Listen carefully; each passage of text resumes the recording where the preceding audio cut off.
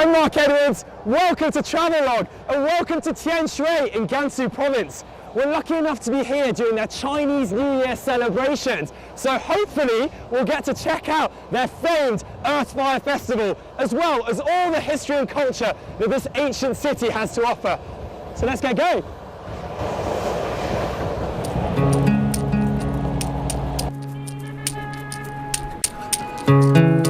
Not too far west of the border with Shanxi, you'll find the first significant city on the fabled Silk Road. Located near one of the legendary cradles of Chinese civilization, Tianshui is a booming industrial spread of 3.5 million people. If you intend to fly, then there are two different routes you can take. The first one is via the nifty little plane you just saw us on, which flies regularly from Xi'an to Tianshui Airport and back, with around an hour's flight time. Alternatively, you can fly into Lanzhou and take a 3-hour coach journey to Tianshui. 你好，我订房间。So we made it from the airport, and it took roughly half an hour to get into Tianshui city centre. And Tianshui is the second largest city in Gansu, and accordingly is relatively busy. But what you'll find is that the hotels range here from no stars all the way up to 5 stars. But they're significantly cheaper than the largest cities such as Beijing or Shanghai. Now I spotted something when I was queuing up beforehand. What we have, and this you'll find in all of the hotels here, is that they have flyers where you're able to ring up and book your own coaches and cars to the main tourist attractions. 订好了吗？ Right. I'm off to get some rest before lots and lots of fun tomorrow.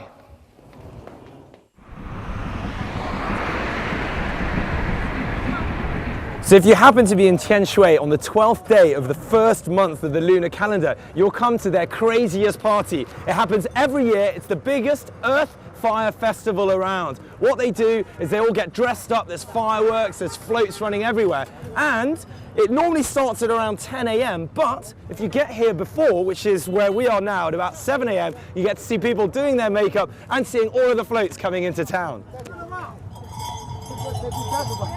来来来，还有两个。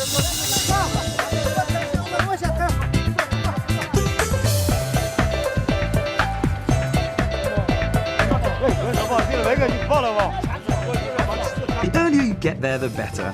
Then you can really see all the stuff that goes on backstage. You might wonder why any child in their right mind would want to get up at such an ungodly hour and be painted in the cold. Well, the fact is that only a child or two from each village is lucky enough to be picked to represent that village during the parade. So this is a huge source of pride for all of the families involved. The kids are dressed up in extremely bright colours with exaggerated makeup, all designed to mimic the performers in popular Chinese opera. 大家飞年。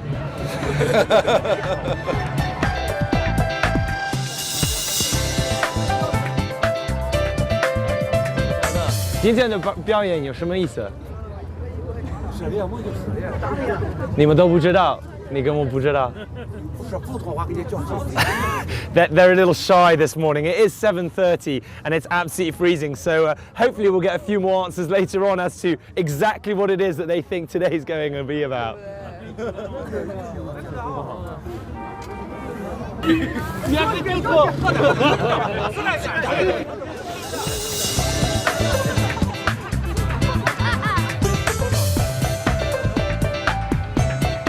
This is without a doubt the biggest day of the Chinese New Year festivities for all of the people of Tianshui and the surrounding areas. Each float represents a different hamlet, village or town.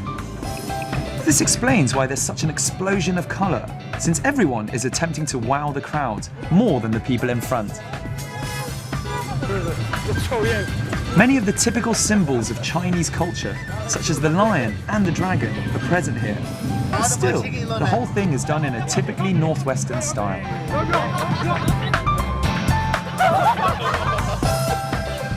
The truth is that you'll be hard-pressed to find similar earth and fire festivals outside of northwest China.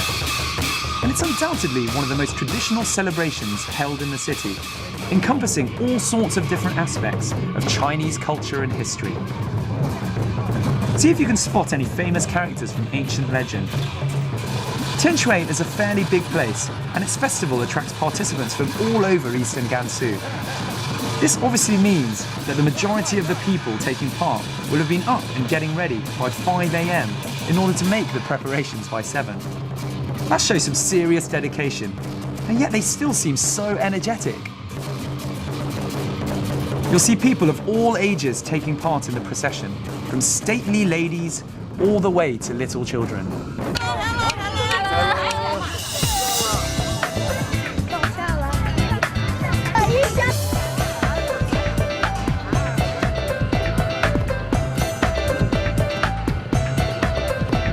If you ever get the chance to witness the Shehuo festivities in Tianshui, I'm sure you'll agree that they can seem at the same time frantic and well rehearsed. The intense atmosphere comes from the sheer size of the crowds. You'll find rows and rows of people on every street straining to catch a glimpse of the action.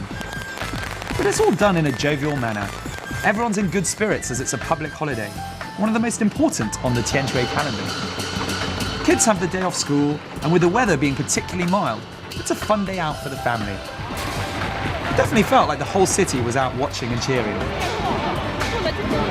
Many kinds of performances feature in the Shehuo activities, the main one being Xingzi, or standing on a wick.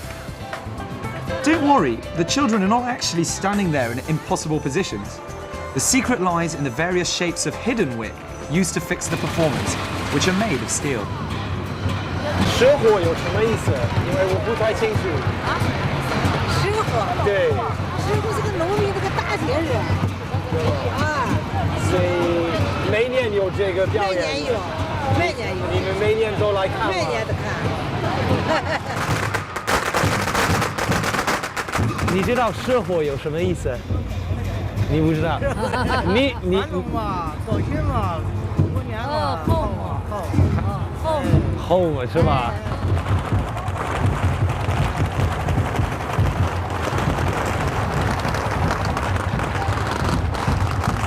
So as you can see, the procession's got going. It's very loud everywhere. Firecrackers going off all over the place. The streets are absolutely rammed full of people. Everyone in Tianshui has got a day off today, and what a lovely day it is. I'm sure you're still dying to find out what Shehuo actually is. We've certainly asked enough people. Held during Spring Festival, it's a spontaneous, traditional festive occasion, and it's got a long history. The celebrations are rooted in the primitive sacrificial activities in which ancient people used songs and dances to pray for a good harvest and wealth.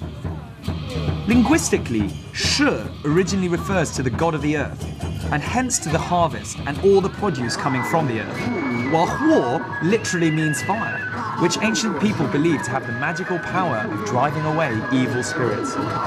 Plus, fire was used to cook the food, so it should probably be an object of gratitude too.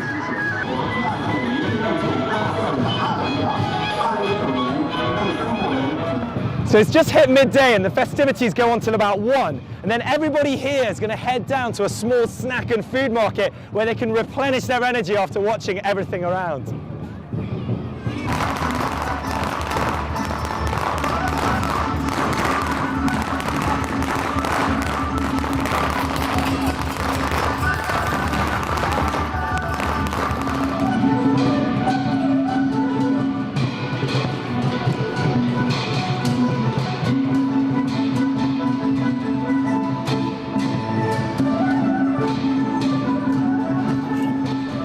So with the festivities just about wrapping up, everybody's headed over to the small snack market, and you can see it's a lovely day, everybody's eating outside. Now in northwestern China, Tianshui's noodles are very, very famous, and as you can see, everybody's having a great laugh. I'm going to go and ask the gentleman how his food is. 师傅，你现在吃什么？牛肉面。牛肉面啊，好吃吗？好吃。这个是Tianshui特色的菜吗？哎，天津特色的牛肉面。 Oh, so he's saying it's Tianshui specialty out here, and it's beef noodles. It smells really good. I'm starving. I haven't eaten anything all day, so I'm going to go ahead and get some now. 对你帮我介绍怎么放？这就是本土牛肉面，它是加菜，你看，把这筷子拿上之后，把肉倒进去，放里边。啊，豆放吧。对，放里边。So put all the beef in there. 再加点醋。He adds a bit of vinegar. 不能太多。Don't put too much. 对，这你就搅了起来，然后。行了，转一转。就这菜就吃。可以吃。现在可以吃了。哇，it's a little hot. Give it the test. Everybody's watching.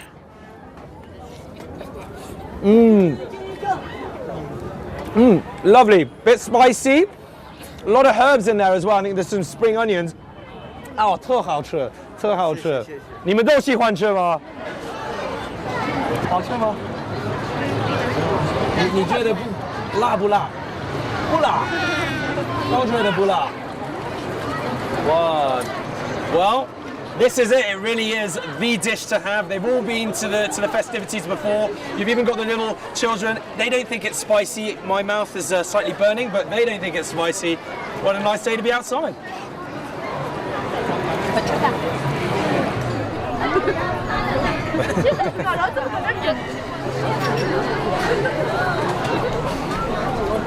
I had my fill of Nuro Mian, the beef noodle soup, and it was hot and spicy and rather salty. But I've also heard here in Tianshui, they love their sweet desserts. And this is a rather famous place, so we're going to find out what this all is.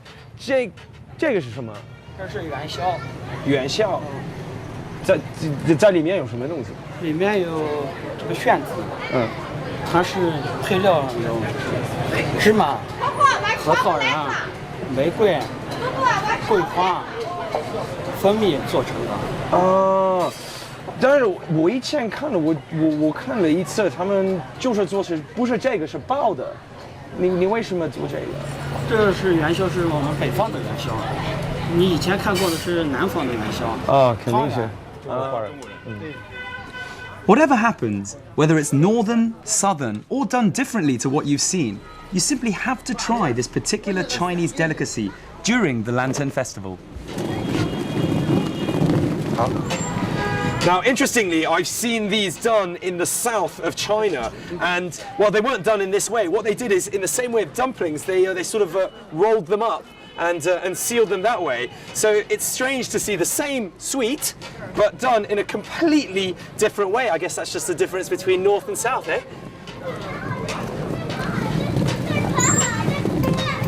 Interestingly, these sweets have a lot going for them when it comes to competing with the Kinders and Haribos of this world. Firstly, it's popular to make them at home as a type of family activity. Secondly, Chinese people like them not just because of the sweet taste, but also because of the shape. They are round, and that is supposed to be a perfect shape, symbolizing togetherness, which is important in Chinese culture. So following on from our earlier culinary adventure, we're going to continue and see what the people in Tianshui eat in the morning. But we're lucky enough that during the Shehuo festivities, we are able to have their main dish, which is called guagua, in the afternoon. This is what they would normally have every morning. Let's go and have a look. So what is this guagua dish all about? And is it likely to knock your cornflakes out of the park? It's actually made from powdered buckwheat and has added flavors such as spicy oil, sesame, mustard, soy sauce, salt, vinegar and garlic. The locals have guagua for breakfast virtually every day. And the reason they like it so much, I'm told, is that quite simply, the sauce just tastes so good. Well, I don't know how that looks to you, but to me, that all looks rather hot, chilly, spicy to have early in the morning. Let's get a first-hand experience with someone else, shall we? 你好，我就要问一下，这个在天水是早上每天吃这个吗？对，我们还是比较习惯早上吃这个。是吗？但是我看的时候，我觉得应该太辣。可能是我们酸辣的一种习惯，但是它挺香的，不是很辣。要不然您先来尝一口。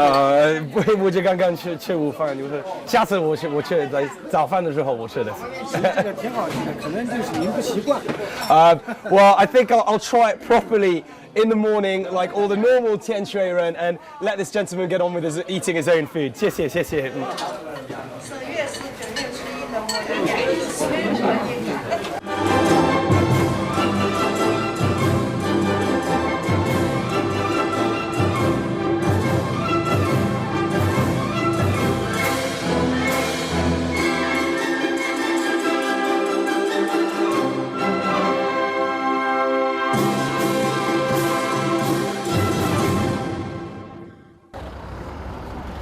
So you'd have thought after all the excitement at yesterday's festivities that we'd be taking a day off just to chill out. But no, we're going onwards and upwards to arguably the #1 tourist attraction around Tianshui and even the whole of eastern Gansu. That is Maijishan, or the Wheat Stack Mountain. I'm going to hop on this bus, which should take around an hour. They're pretty regular, maybe every 10 minutes, from the main bus station in Maiji district.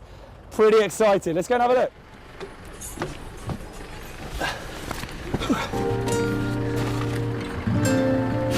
Maijishan is situated a trifling 40 kilometers southeast of Tianshui city. There are caves here set amid stunning wooded hill scenery, and it's all easily accessible from the city. Take the bus or hire your own car, but whatever you do, don't miss this highlight of a trip to eastern Gansu. So that's it, we finally made it to Maijishan. Now Maijishan literally means Haystack Mountain. Can you guess why? It's got over 1,600 years of history, and it's one of the 4 most recognized and famous Chinese grottos in the whole of the land. Let's go and get up close and personal.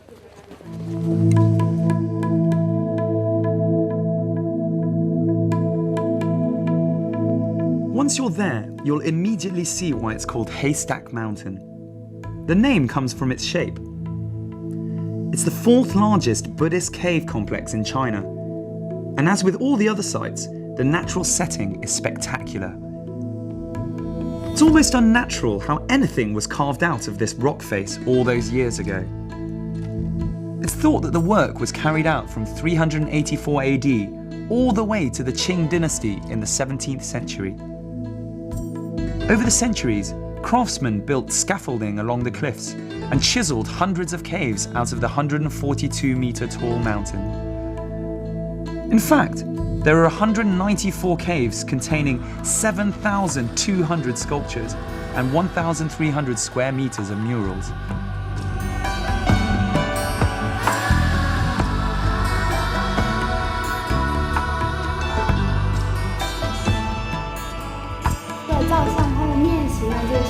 微笑的比较自然，就像仿当地民间百姓做的一样，所以有号称为民间石窟嘛。所有的佛像它面部呢很和善，就是说我们都可以看一下，它都带有微笑的，不是那么的庄重，那么的严肃这样子，而且它比较的时尚，它的服饰也穿得比较的漂亮，就是说比如有花冠呀，有耳钉啊，有项链呀，这样子，还有寨地长裙，有披帛。这个洞窟呢，我们专门来看一下Maijishan石窟呢，就有特色的菩萨造像，比较世俗化的。尤其这尊菩萨，你可以看它，就是说它的面部表情呢，给人感觉比较的漂亮，它的微笑，它的牙齿都有露出来，就是说。The real mystery is just how on earth the artists managed to clamber up so high and then chisel chunks out of the mountain. One theory is that they created piles from blocks of wood which reached all the way to the top. That in itself would be pretty impressive. What the clever people then did was gradually remove the wooden blocks as they descended. Conjecture it may be, but it does make sense. So you're going to have to climb some seriously steep steps to get up here, but you won't be disappointed. What a fantastic exemplification of religious devotion. Some of these statues had people spending an entire lifetime building so they could feel closer spiritually to whichever god they were at. Inside further, I've been told that there are certain caves which we're not allowed to film, but are even better and more sculpted than the ones out here. Guess you just have to come and see for it for yourself. Now, for any of you who may have already visited the caves at Dunhuang and feel that Maijishan has nothing different to offer, think again. The clay sculptures here have distinctly Chinese features, quite different from the diverse foreign styles at Dunhuang, with their emphasis on West Asian features. It's also one of the few grottos where the sculptures are based on ordinary people, rather than being tributes to an emperor or god. So if you've got any energy left after Maijishan, you might want to hop off the bus on the way back to Tianshui, here at the Han Tang Arts and Crafts Cultural Village. It may look slightly underdeveloped right now, but that's because they're refurbishing the entire place. But you can still come here, have a visit around, try making your own clay pottery, and buy some of the professional stuff.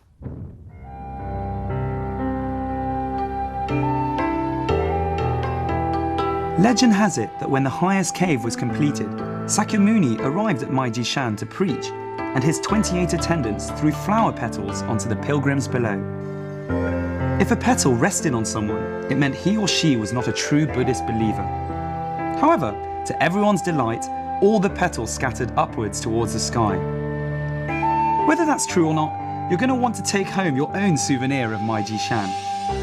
The grottos have acquired special recognition for their exquisite clay statues and the superb sculpting skills employed in making them. Now, you might not have all the dexterity of the past masters during your clay workshop, but there's nothing stopping you from giving it a go. And if all else fails, there's always the gift shop where you can purchase a finished product. 公司开发的话，主要是依托于麦积山石窟雕塑。麦积山石窟雕塑历经了也1600多年，它从魏晋南北朝，或者唐宋元明清，所以说我们选的最经典的每个时期最经典的雕塑来做。这个雕塑做的话，就是尤其在北魏时期的东西是非常精彩的，像这一个窃窃私语，就是它反映的是菩萨与弟子两个听着这个佛在讲经的时间，一个在赞美，一个在解说，哪个是最受欢迎的？这最受欢迎的话，真的就是说我们这个小沙弥，像这个小沙弥的话，也是北魏时期的。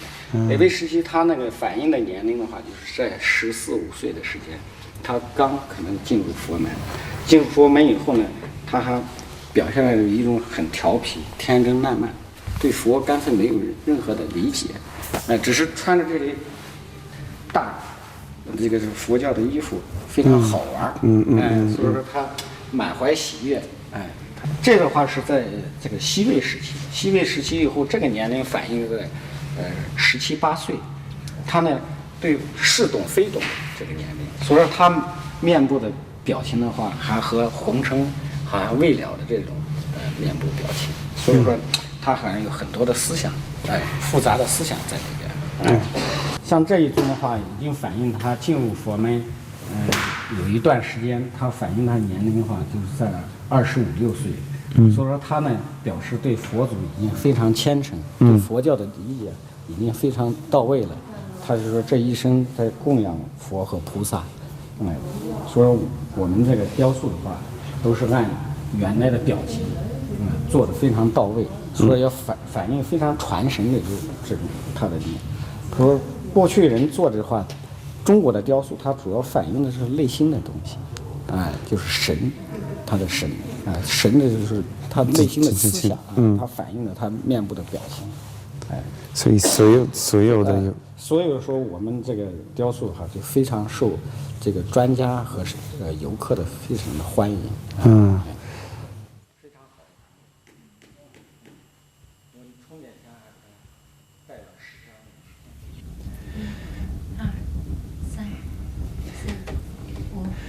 So, over and above buying yourself some clay pottery, you can come here and be taught by a professional teacher, such as the gentleman here. He does it old school using a spinning wheel, which he spins using his leg, and hopefully I'll be able to learn how to be as professional as he is in 5 to 10 minutes. So let's see how it goes. Right, the bit you've all been waiting for. Let's hope it's not a complete car crash catastrophe. 这个你这么捏一下，我捏一下，然后你放到这个中心。 So I mess it up a bit, make it a little smoother, and then 我放在中面。放到中心。对。Okay, then you get the wheel going.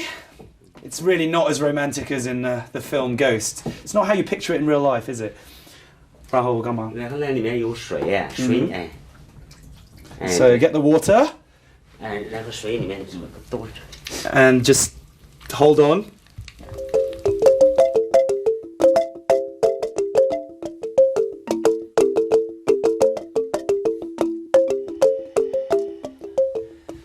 So after some rather difficult starts, luckily we had the teacher here with me, and at the end of the day, you can learn very quickly. Rather proud of what I've done. So what do you think?